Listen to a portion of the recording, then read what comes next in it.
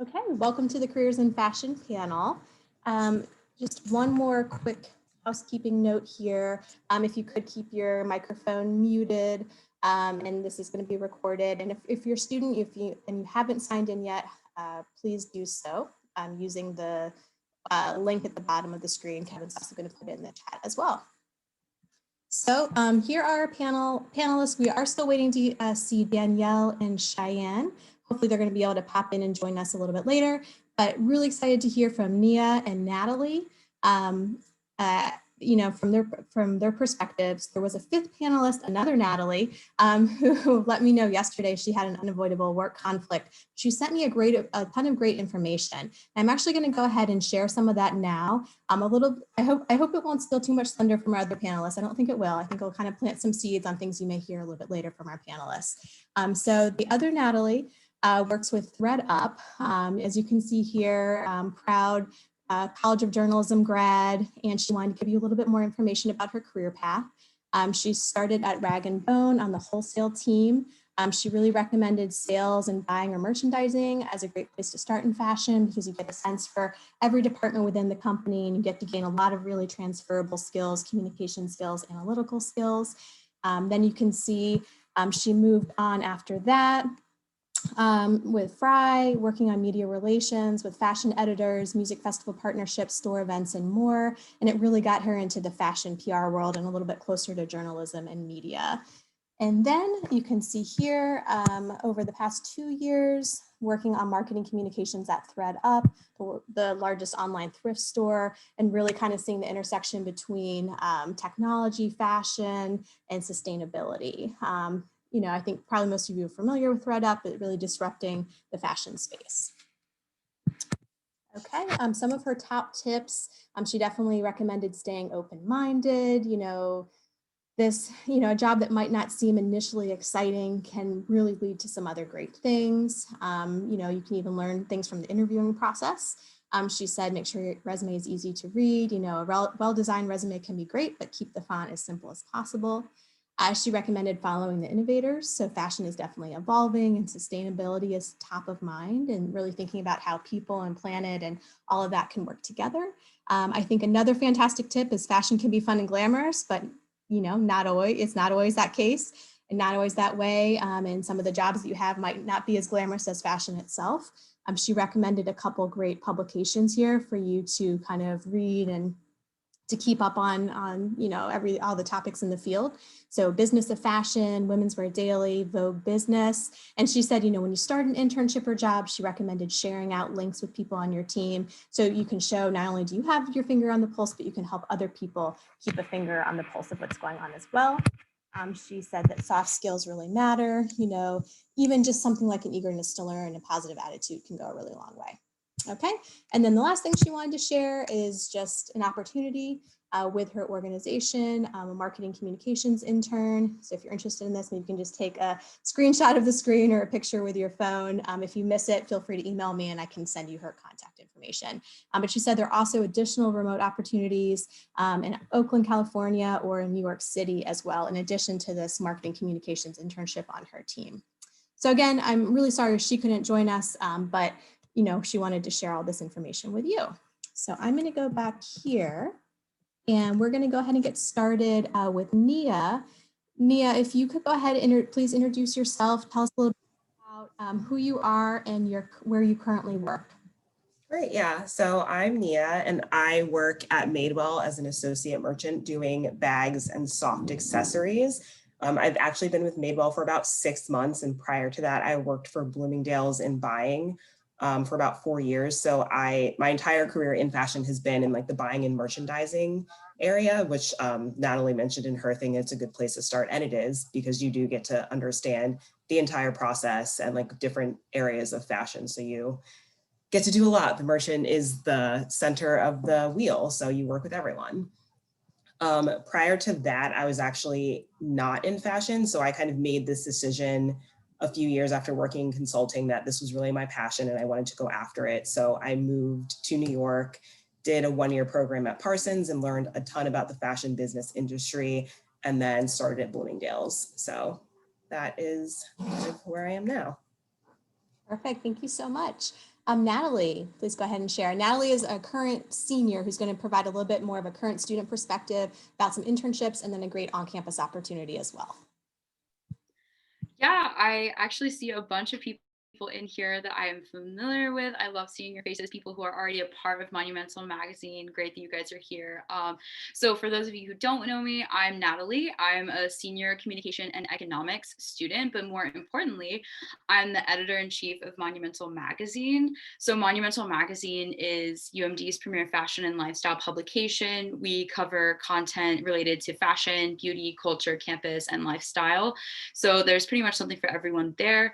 I actually, as you can tell, I'm not a fashion student as well. UMD doesn't offer like a super great outlet for students who are interested in fashion, but I have had a really great internship opportunity last year before coronavirus struck our nation. But that was with DC Magazine and Modern Luxury. So I have entered the space at a little bit more of a creative route. I do writing and I'm also primarily a photographer. So hopefully Nia and I can sort of bounce off of each other from the business versus the creative side of the fashion world. Okay, fantastic. And I've been trying to watch the people coming into the meeting. I don't think Danielle or Cheyenne have popped in yet. If I'm wrong, please shout out and say that you're here. Okay, I'm going to keep my eye on the participants and hopefully we're going to see them pop in.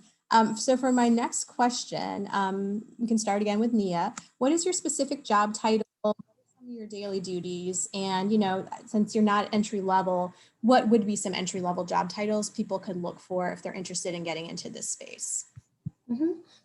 So like it says, I'm an associate merchant. So the way Madewell is set up, I actually report into a divisional. So I don't report into a merchant. So I'm responsible for bags and soft accessories.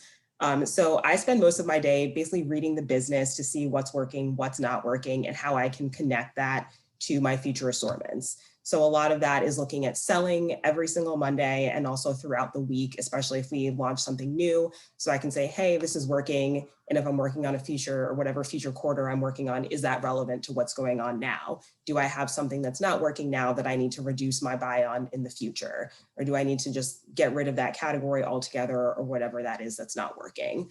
So that is kind of what my like daily tasks are based on. Right now we're sorting for holiday period. So I'm working on everything for like basically around November to January. So I'm looking at what's happening now. How does that connect to the future? So that's a little bit more like you wouldn't be doing that as an entry level person. So the assistant on my team, I think she has been with the company since like 2019. So she actually does more of the execution based tasks. So I'm doing more like strategic planning and making decisions, and she's doing things like running reports. She's kind of, excuse me, so she's running reports, she's sending POs to vendors, she's doing all of those things, everything basically to carry out the strategies that my boss and I are talking about. She's been with the company for a while, so I'm kind of giving her more important tasks on one of the smaller areas that I do. So she does not only just pull the reporting, but actually look at it and analyze it. So I'm kind of helping her with that and helping hone her skills on that section, because especially buying and merchandising, you do need to have the math skills to look at all the reports and make sense of it. And then also the creative side to understand like what those numbers are telling you to do with your assortment. So for her, it's basically running those like administrative tasks and then kind of sitting with me and saying, hey, this is what I saw, like, what do you think about this? So you do kind of have those administrative things initially, and then it kind of evolves into more strategic thinking. So she's an assistant merchant. And then when I was in buying, you would look for an assistant buyer. And I think one of the other panelists said she's in the executive development program at Macys. And that is the same program for Bloomingdale's. So I went through that exact same program. And it's the same for buying, really. You're just running reports, executing POs, managing samples is also a big one for merchandising and buying, depending on where you work. So, yeah. Fantastic. Thank you. Natalie, can you give any insight into different job duties, job titles, kind of based a little bit more on the creative side from what you've experienced? Right. So I would love to talk a little bit about my internship at the DC Magazine with Modern Luxury. So I was working as an editorial intern, and I think a lot of positions like that exist, right? Like an editorial internship, and you'll be assisting either the editor-in-chief or people who are doing, writing for a magazine. In the office that I worked in, there actually wasn't like a writing staff or anything like that. All of the writing staff were remote and writing from somewhere else. And the majority of the people who were in the office were working in sales and marketing. That's like another big thing that I guess you'll see in a lot of like magazines. Most of the magazines that exist are, all driven monetarily by the advertising or marketing, and their departments for sales are like really huge. So that's another interesting way that you could like break into the industry, is using an entry level like sales or marketing or advertising type position. My position was in direct assistant to the editor in chief, and I saw a lot about how he does the processing for the magazine itself, which has led me to my current position, which is the editor-in-chief of Monumental Magazine. I also do a lot of like process development type stuff, like enacting new ways to do things. Like we need people to edit our articles, we need people to plan and execute photo shoots, and all of that stuff is the sort of like process and procedure that we're trying to put into action so that our members can do those things more easily. Yeah. Perfect. Thank you. So kind of taking a step back to be kind of bigger picture here, what advice do you have for students who are interested in fashion? What are some of the things that they should be aware of, especially hiring strategies? How can they find jobs and internships? And, we've heard from kind of two different parts of the field from both of you, but are there other parts of the field that we don't have captured here that you think that they might want to think about as a way to break into the fashion industry? Nia, do you want to go first? Sure. One of the things I would say that is the most important thing to do if you want to be in fashion is to get an internship and make those connections. Because like I said, I went to UMD, there is no fashion like business major at all. So I think it's even more important for you as like Terps to really make those connections. And right now everything's virtual. So I'd say like really leverage LinkedIn. Like I get messages like almost like weekly from people just like wanting advice. If there's like an opening and they want to talk about it, just like learning that way through someone who's in the industry, and people can always like point you towards internships to apply for. I think we definitely have internships, and a lot of the assistants at Madewell got hired because they were interns. So I'd say that is like the single most important thing you can do if you want to be in fashion. In terms of like other things, like I said, reaching out to people, joining any associations. I know when I was looking for a job, I joined a bunch of different groups on LinkedIn and messaged people, and I was able to get a few interviews through that. So that's also helpful. What was the second part of the question? Other parts of fashion that we haven't really touched on between the two of you. Right. So part of being a merchant is working with a lot of different cross-functional teams to make sure all of your strategies are being executed correctly. So the teams that I work the most with are design, which everyone knows what fashion design is. So that's, self-explanatory. But then there's also production, which is something, it's like a team that I didn't really work with until I was at Madewell, but had like some knowledge on because I had classes on it at Parsons. But they basically, it's kind of a baby between product development and like, I guess production is the only word I can think of. So they're really working with the factories to make sure that we're getting good costing on fabrics. They're working to make sure that we're using all the right materials. They work on shipping so we can know when we can get things. So that's a team I work with a lot. And I think reaching out to someone in production, it's like one of those things that's like when Natalie was talking about like the glamorous jobs in fashion, that's definitely not one of them, but it is definitely one of the most important jobs out there. So I think if you can find out more about that, if that interests you, like you can kind of go between like, if you like design, but you're not necessarily sure you have the right skill set, like production could be a good option for that. Definitely marketing in fashion is huge. We have a ton of marketing campaigns, people who work on emails, people who work on the site merchandising is super important too.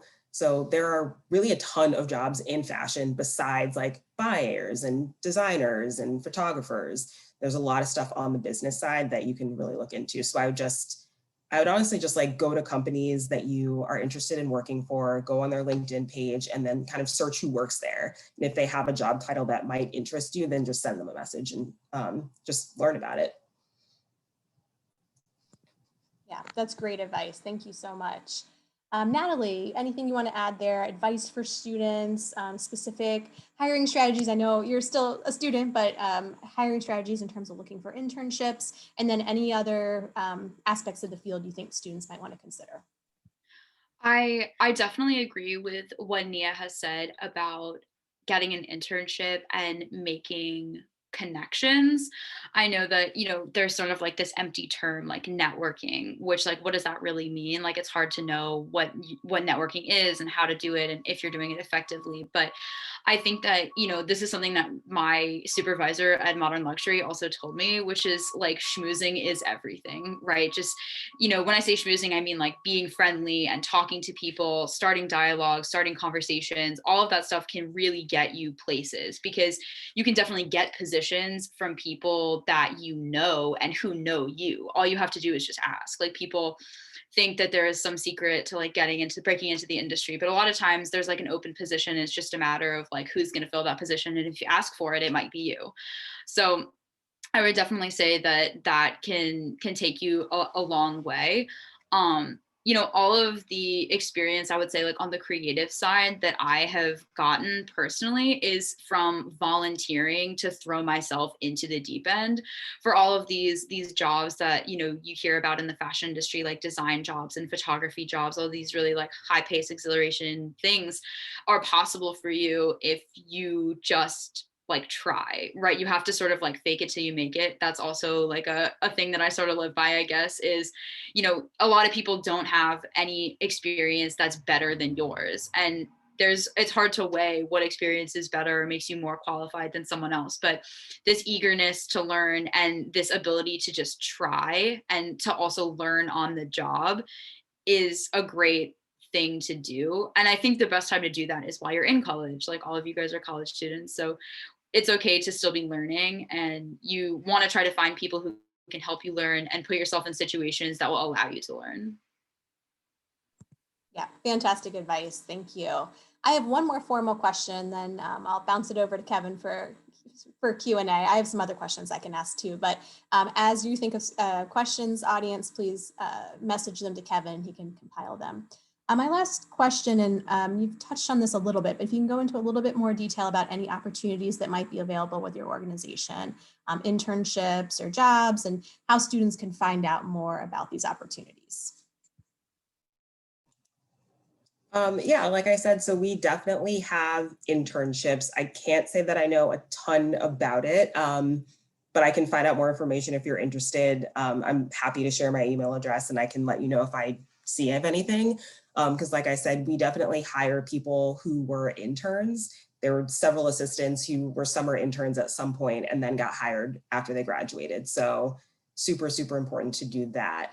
I know that's definitely on the merchandising side. And I believe there are also like design internships, production internships. Don't quote me on that because I'm not exactly sure. I'd have to get more information on it. But yeah, we definitely have a lot in that way. And are these mostly remote at the moment? Are you working remotely? Yeah. So yes, it depends on the team. Merchandising is mostly remote.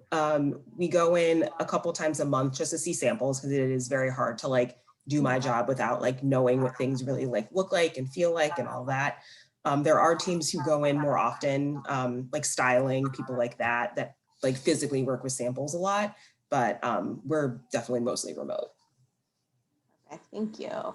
Natalie, any insight into maybe Modern Luxury internships and also opportunities with Monumental?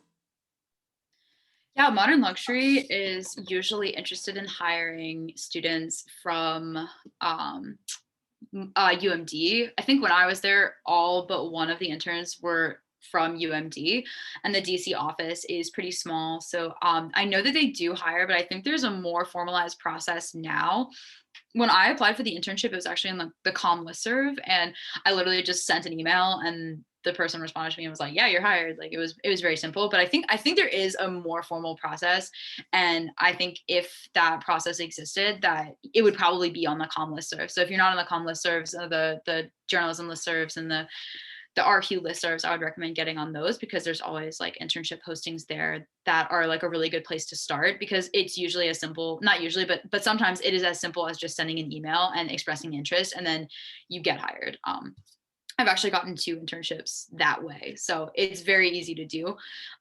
There's always opportunities at Monumental Magazine as well. I know that we obviously, aren't like a job and we won't pay you or anything like that. But if you want another extracurricular activity to spice up your resume, then we are always available, and you can join and start writing literally in the same day, because it's like very easy for us to join. It's a project-based organization. So any project that you have, any idea that you have, or projects that other people have, like you can help them execute their projects. So it's very easy to get involved.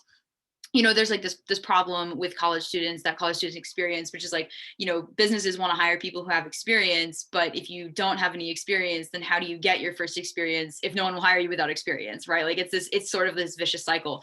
And the answer to that problem is Monumental Magazine, because it's so easy for you to join here, and you can, get clips published on our website, in our digital issue magazine. You can become a photographer. You can literally do anything you want. And then you have, what you're starting to build a portfolio that you can show to employers, who will then be able to, place your experience above others, because you have these cool products that you can show for yourself, to show that you can write, to show that you can do photos, and etc. So we always like people who, have new ideas. And if you have ideas that you want to turn into a reality, then you can do it at Monumental Magazine. Perfect. Thank you. I'm going to ask one more question, and then I'm going to turn it over to Kevin. I lied. Nia, since we were going to hear a little bit about the Macys development program, I'm wondering if you can talk a little bit about the Bloomingdale program, and just what's it like to be in one of those programs? How is it structured? What are some of the benefits or the challenges of that type of entry into the field? Yeah, sure. So the program, from my understanding, is literally the same thing, because Macys owns Bloomingdale's. So this was a while ago, but what you do is it's a very comprehensive training program. I think it's very good. Like, I would definitely recommend it if what you want to do is buying, or you think you want to do buying. You learn all of the systems like in structured classes. Again, I have no idea what this is like remote. So don't quote me on all of this, that it could be different now, but you learn all of the systems, and then you're also paired up with someone to shadow. So when you're not in training classes, you are literally sitting with somebody who has the exact job that you will have once you're placed. So you can do everything like on a real team. You get real experience with all the systems, with working with a buyer and your planner. So you basically understand the entire job without having all of the responsibilities of executing that job correctly. So you sit with them and you learn exactly what they're doing. You learn all the systems, you learn all the terminology that's specific to their team, that you may or may not end up on that team, because it depends on when they move people around and people get promoted. But yeah, you do that for a few months. I know some people in my class were shadowing people who got promoted quickly. So some people had like 2 months of shadowing, and then they're just kind of like thrown in, and other people shadowed for like 5 or 6 months. So by the time they got placed, they were like an expert at the job and were basically doing the job for the person they were shadowing.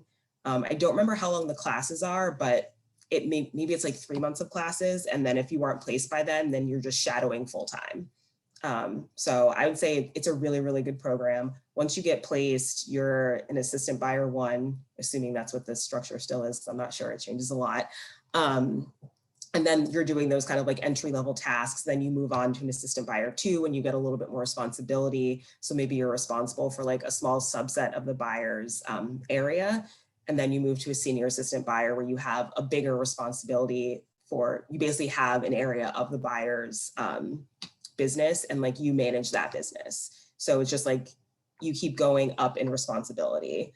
And you can like do rotations in planning, which is also super helpful in being a buyer, because most of buying is doing the open to buy, looking at the numbers. It's a lot less of like going to market and looking at product, while that is part of the job, you're looking at spreadsheets a lot. So I would say like your math skills have to be like very, very strong to be in buying. But yeah, you just basically keep on moving up. You can do a rotation in planning. You could do a rotation in marketing. Again, not sure if that's still the case, but it was.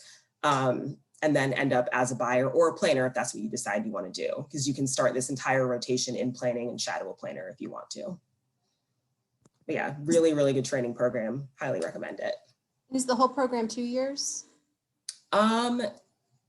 It's well, to get to like a full buyer planner, it's about 5 years. But like the strict training part of the program is only a few months, and then you're placed into your job. I'm guessing this person is probably shadowing someone right now because they said the training program.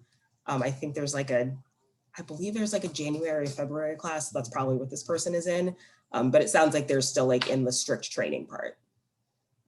Thank you so much. That's really helpful to hear, because there are big companies that offer those types of programs, and it's helpful to kind of hear how that would be different than just kind of starting outright in a full-time position. So yeah, it's great.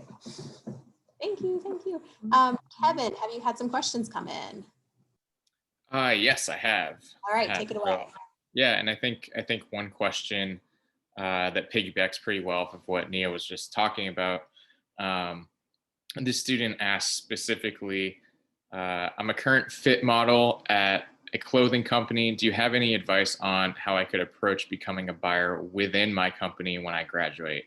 And I'll add the caveat, I know that obviously the specific organization probably does matter a little bit in that, but do you have any general advice on how this student might be able to approach that?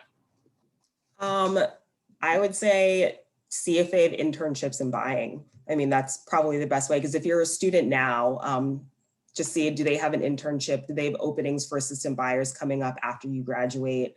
Kind of hard to answer without knowing what the company is, honestly. But again, I think internships are always the best way to start. And if you're a fit model for like a specific part of that business, I would say to talk to that buyer.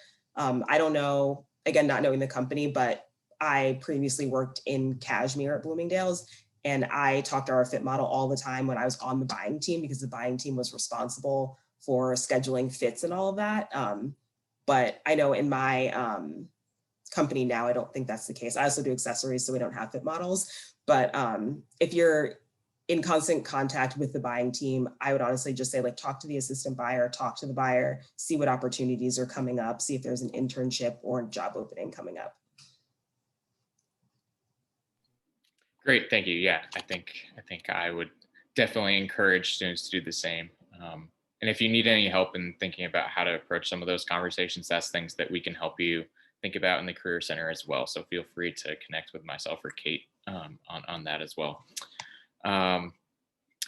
We've got a few questions that kind of relate generally to the area of skills. So I think I'll try to touch on a couple different pieces that people have been asking about. But one area is, you know, in your current roles, what skills do you feel like have been most useful for you, and you know, what kinds of skills might be good to build and think about when you're applying for internships? Those are kind of the two separate areas.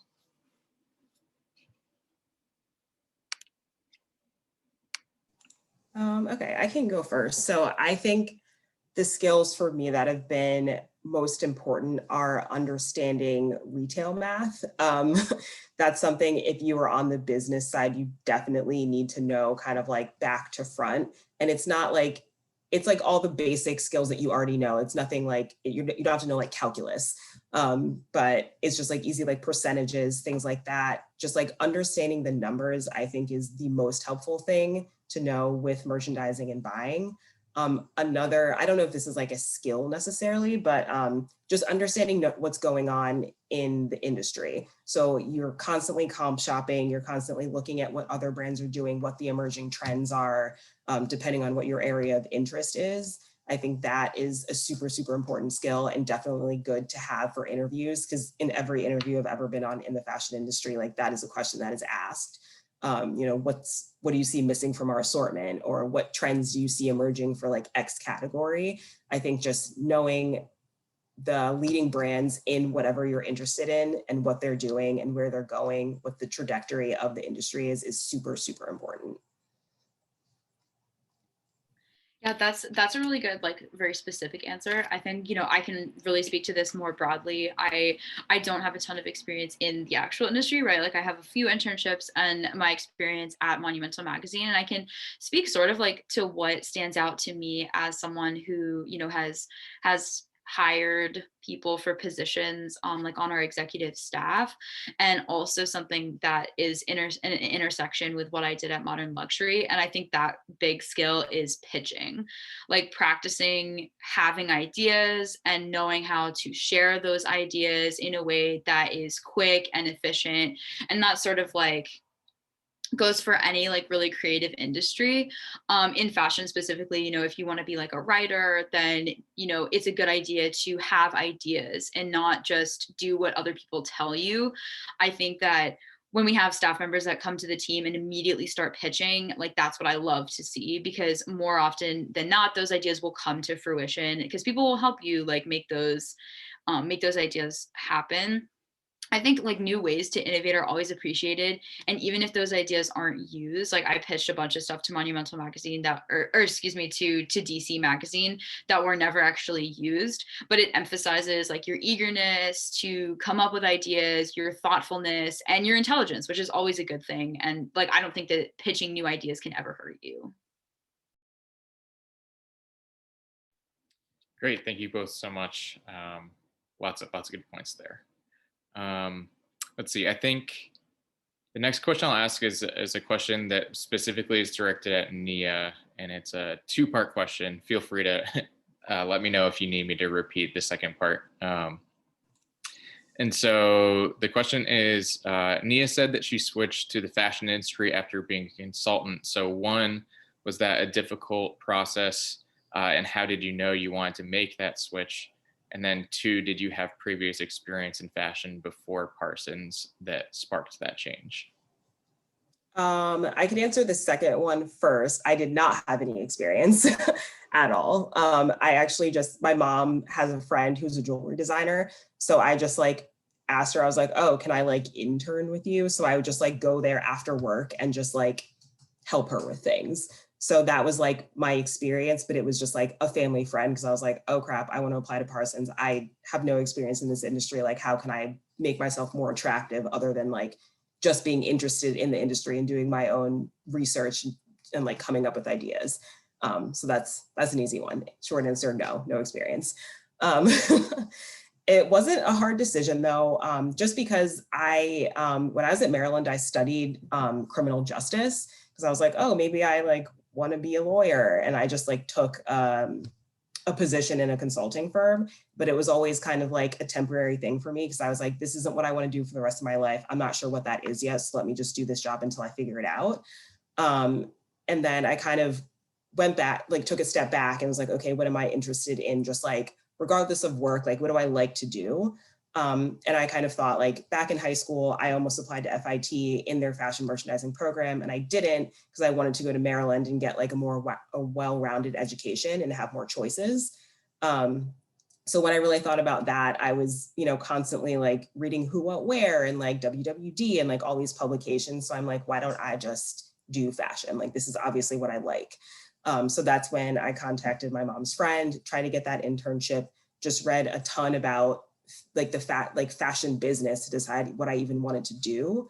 And then applied to Parsons. It wasn't hard. Like, I already had a bachelor's. So I was just like, I already have a bachelor's. I'm interested in this. Just got my stuff together and applied. A lot of people in that program were people who already had bachelor's degrees, but just wanted to work in fashion. It was like a super quick 1-year program if you already have a bachelor's degree, which you guys will.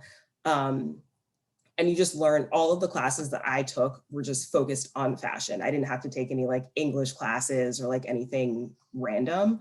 So just applying to those schools. Parsons and FIT are amazing. I have a friend who went to FIT and did fashion merchandising. She knows a ton. So those are, in my opinion, the best schools to go to.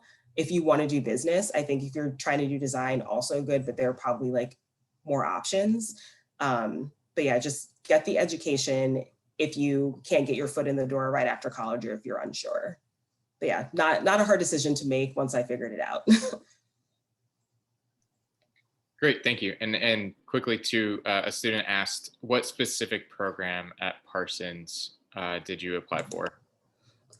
It was called fashion marketing at the time, and I know that name has changed. So I would just look on their like associates or like quick degree programs. I'm sorry, I wish I could tell you what it's called now, but it was called fashion marketing when I did it. But it's not just like marketing, you get to choose your classes.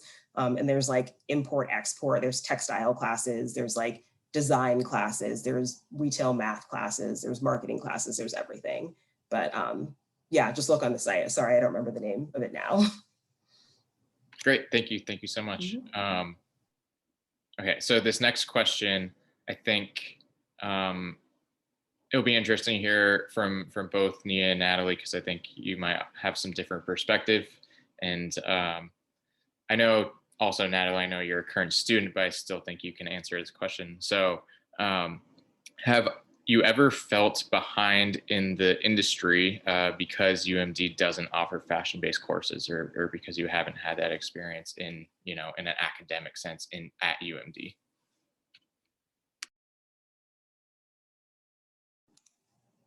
I can go first. I actually don't think so. I think, I don't know what majors you guys are in, but if you are a business major and you go into the business side of fashion, you definitely won't feel behind, because a lot of it is just like understanding math and then just knowing what the trends are, which I don't think, I think like fashion classes can definitely teach you, but you can learn that on your own. I think that's only for my specific area, but I think if you were to go into like design or production or like tech design, like any of those other more creative or kind of like teams like that, I think you probably would feel behind, because you do have to know about like garment construction and like import export laws, things like that, which I don't think any program at UMD can teach you. But if you go into the business side, I honestly think you'll be fine. Yeah, when I applied for my, internship at Modern Luxury, and I had like a pretty close relationship with the supervisor there, and he seemed like a very chill and very open person. I specifically asked him, like, why did you hire me? I would genuinely like to know the answer. And he said, because I felt like I would fit in with the environment that they were trying to like cultivate, right? Like he liked my personality. That's basically what he told me.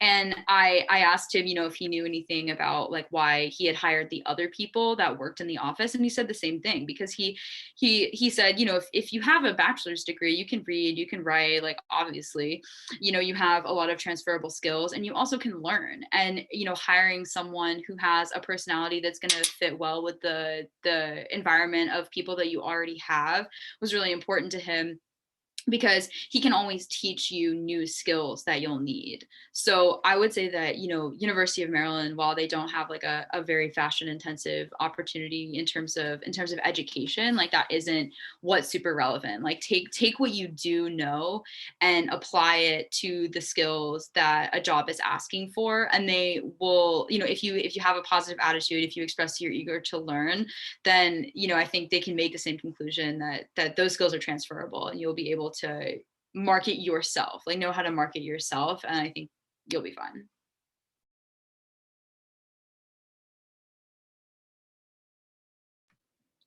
Great, thank you both so much. I think, let's see, the next question I'll ask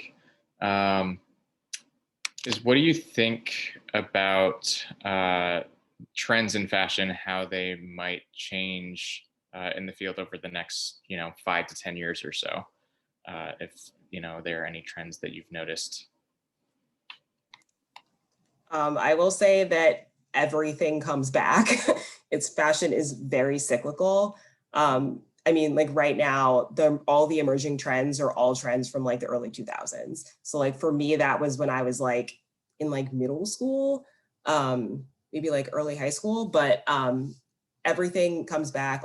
Whenever you see like all those images on Instagram or TikTok or whatever of like whatever Lindsay Lohan was wearing in like 2003, like it's popular again. So it like that is every emerging trend is literally early 2000s. And before that, like in the 2010s, I guess, yeah, that was the last decade, everything was the 90s. So like basically just take like whatever decade is like next, and that is kind of like where fashion is going. Like obviously with a twist, everything isn't exactly the same, but emerging trends, and this is just like specifically for my area because I mainly focus on handbags, like shoulder bags, all those baguette bags, really, really important. But I think the most important thing to remember is fashion is very, very cyclical. That's exactly what I was going to say, is that it's that all of the things that are trending now and that are continuing to come back on trend are things that have happened before, right? Like the sort of, I would say, regression back to low-rise jeans is like not it, right? Like I'm not ready. I hope that doesn't come back. I know, for real.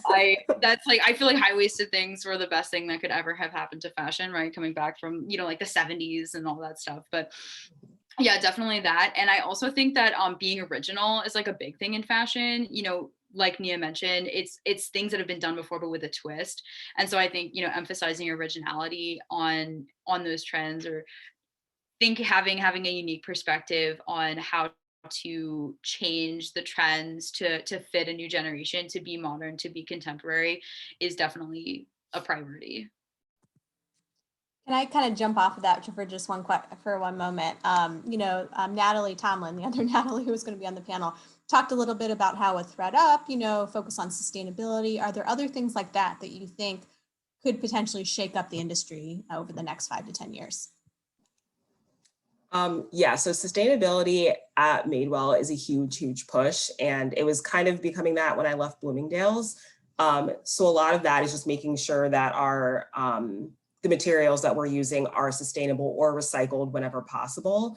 Again, ThreadUp is a great example of that, because all of the like vintage and like upcycled fashion is a huge trend. That's why you see like all the huge business and like Poshmark and Depop and all those things that you can buy reused things. So I think that as a general thing in fashion is super, super important go forward. Also just like making sure that every company is really focused on their digital business. As we've seen during the pandemic, stores closed, so you can't always rely on having like a brick and mortar store to sell your products. So you have to make sure that the online experience is as good as what you have in your store. You have to make sure your products, like your customer can see your product, know what it is, know what size it is, if it's going to fit them, what the fabric is, like how does it feel? So I think just having that experience, showing the way things need to be worn, just really reducing that that kind of anxiety that you might have when you're buying something online. Like, is this going to fit? Am I going to like this? I'm not sure. I can't go to the store and see it. So I think definitely being digital focused and sustainability focused are going to become bigger initiatives for even like the older like dinosaur companies like Macys going forward. You know, I also think that transparency is a big thing.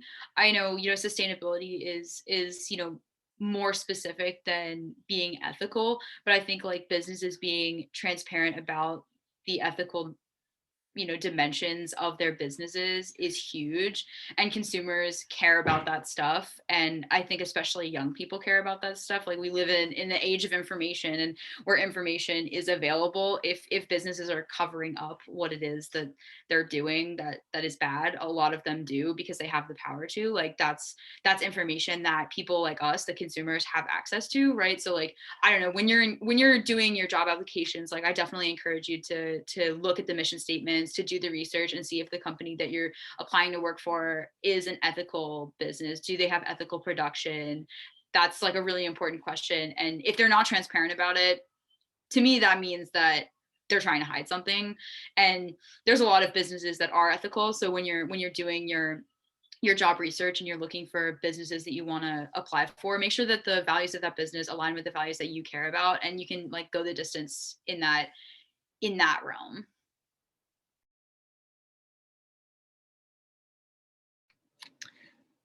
Great, thank you both so much. Just have 2 or 3 more questions that came in.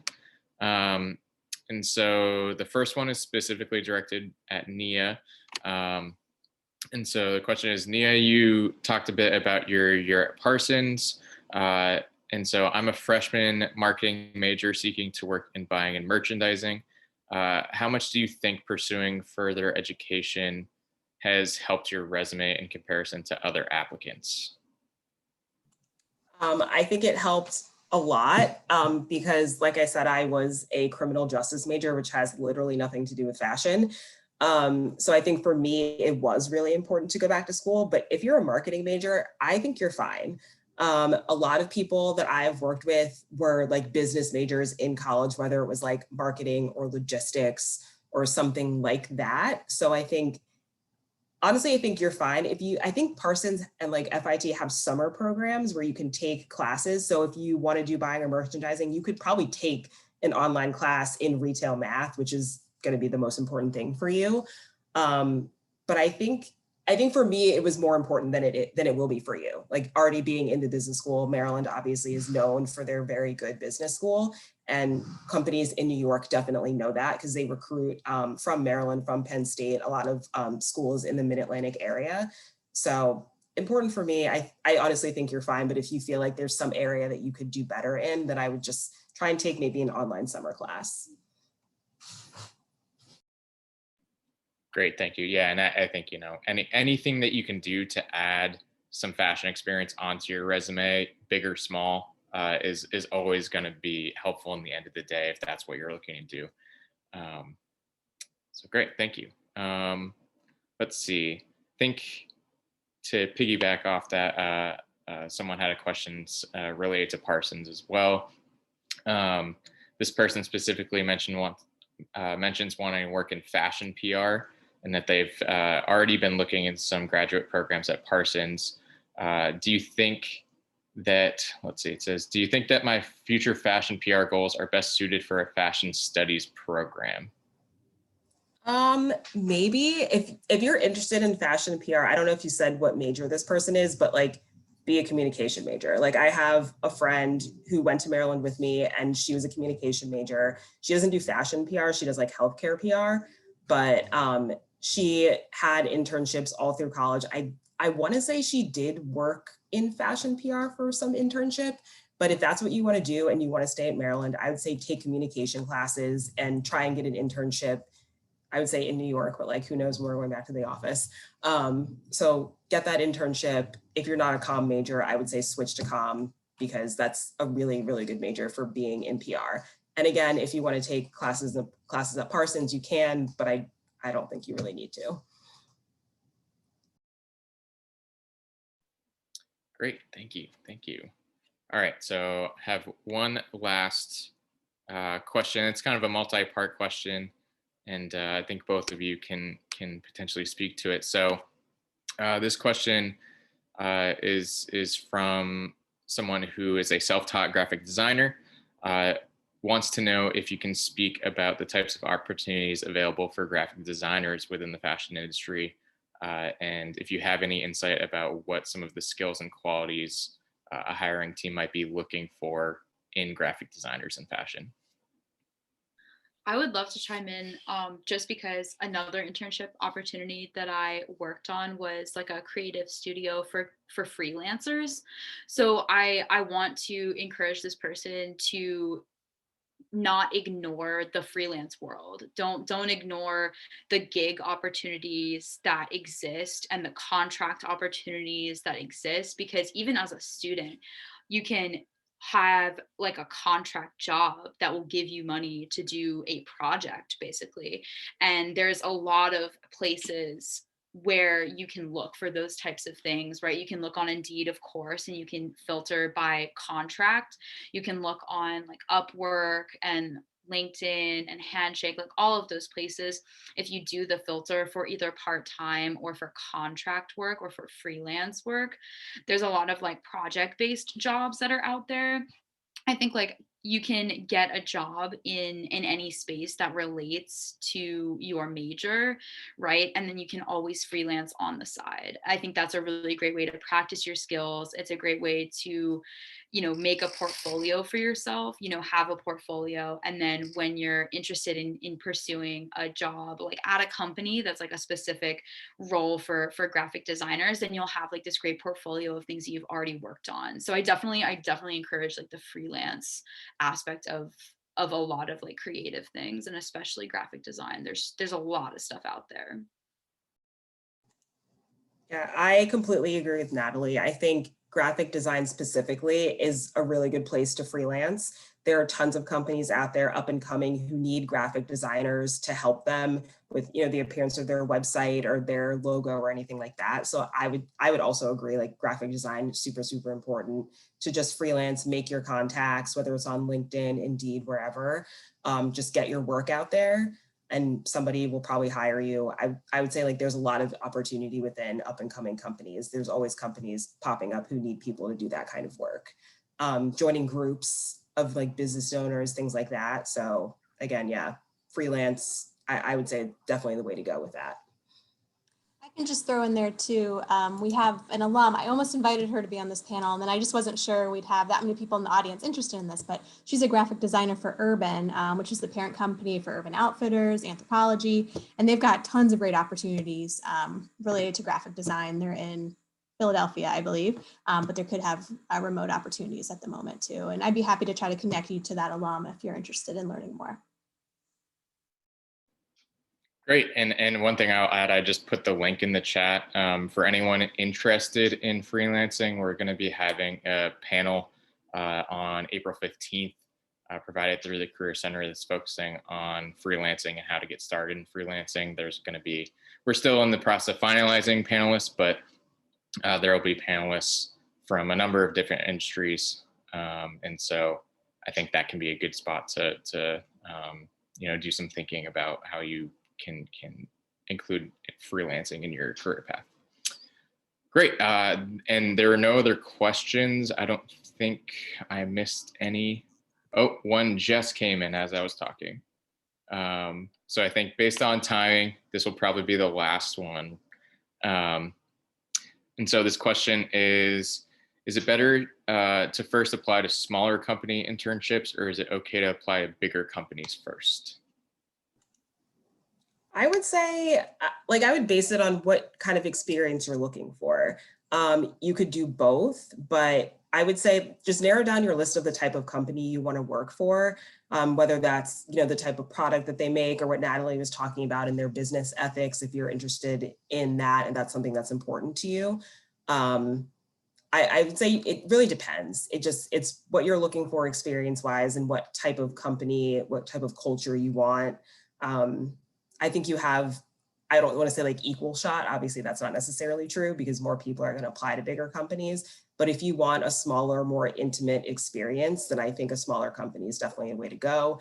But if you're looking for something a little bit more structured, then bigger company, again, is also really good. And if you have connections at bigger companies, that'll definitely help you get your foot in the door. Yeah, I think the connections are definitely an advantage, but I'm a proponent for applying to small business internship opportunities. I think you have a better chance of getting them because probably less people have heard about this internship opportunity, and so you might be, one of fewer applicants, which is always a good look.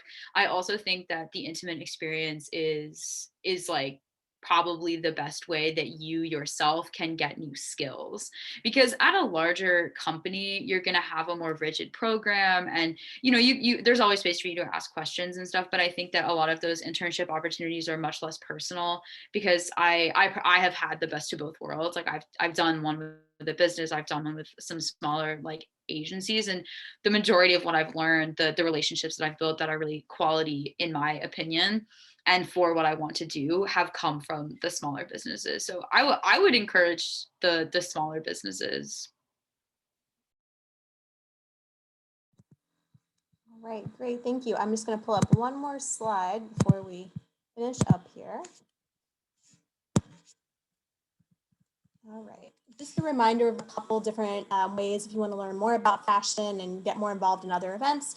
We do have these bulk guides. These are ebooks you can read on a variety of different career topics, and there is one all about fashion and apparel. You can access it through Careers for Terps, but I also put the direct link right here. It would walk you through some of the job titles you heard about today, and it will kind of tell you like a day in the life of that job title, give you tips for breaking into the field. So that could be a good starting point if you just want to learn more about the field of fashion overall. Just a reminder, you can always schedule career advising appointments through Careers for Terps.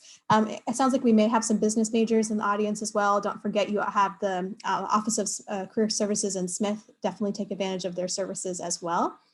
For any arts and humanities majors and minors in the audience, we have access to alumni coming up. This is a 3-day event.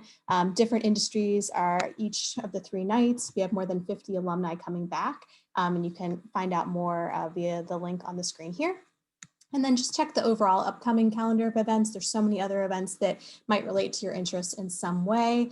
And I would just also put in a plug for LinkedIn as well as Terrapins Connect. We have so many alums who work in the fashion space.